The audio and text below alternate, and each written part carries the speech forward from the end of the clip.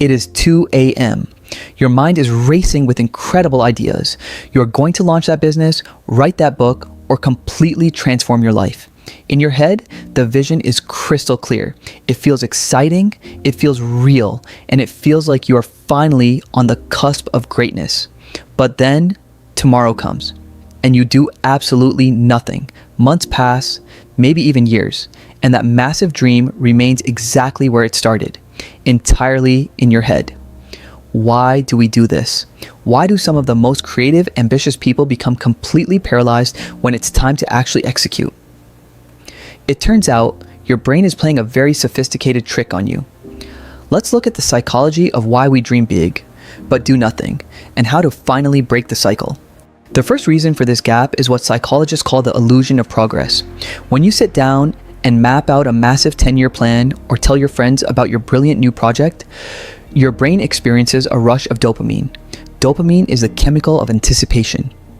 Here is the problem. Your brain cannot easily tell the difference between the feeling of achieving a goal and the feeling of vividly imagining it.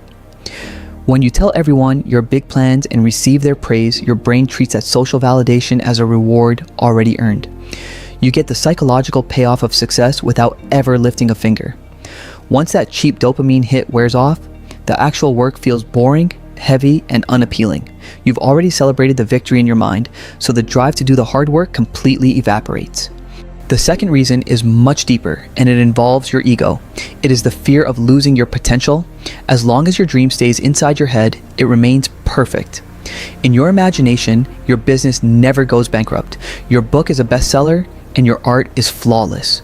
Your dream is a safe space where you are always talented and successful. But the moment you take action in the real world, you risk making mistakes. You risk finding out that your first draft is terrible or that the market doesn't want your product. To protect your identity as a highly capable person, your subconscious mind chooses inaction. By doing nothing, you can comfort yourself with the thought, I could be great if I tried.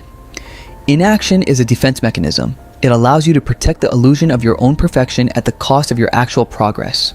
This fear leads straight into a trap called productive procrastination.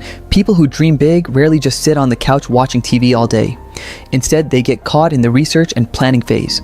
They buy the perfect running shoes, download 3 new productivity apps, organize their desk, and read 5 books on marketing. This feels like work. It looks responsible, but it is actually a highly sophisticated form of avoidance. Real progress requires dealing with friction. It requires being confused, making bad first attempts, and doing tedious tasks.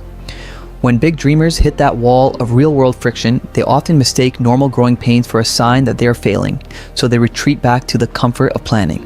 So, how do you bridge the gap between dreaming and doing? First, stop talking about your big plans. Keep the goal to yourself to starve your brain of that premature social reward. Force your brain to get its dopamine from actual results, not just announcements. Second, lower the stakes.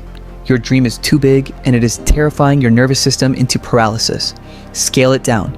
Don't try to write a masterpiece chapter today. Just write 1 terrible paragraph. Don't try to build a massive business this week. Just email 1 potential customer. A small, messy action in reality will always outvalue a flawless masterpiece in your head. Stop protecting your potential. Introduce your dream to the real world. Let it be imperfect and start building it piece by piece.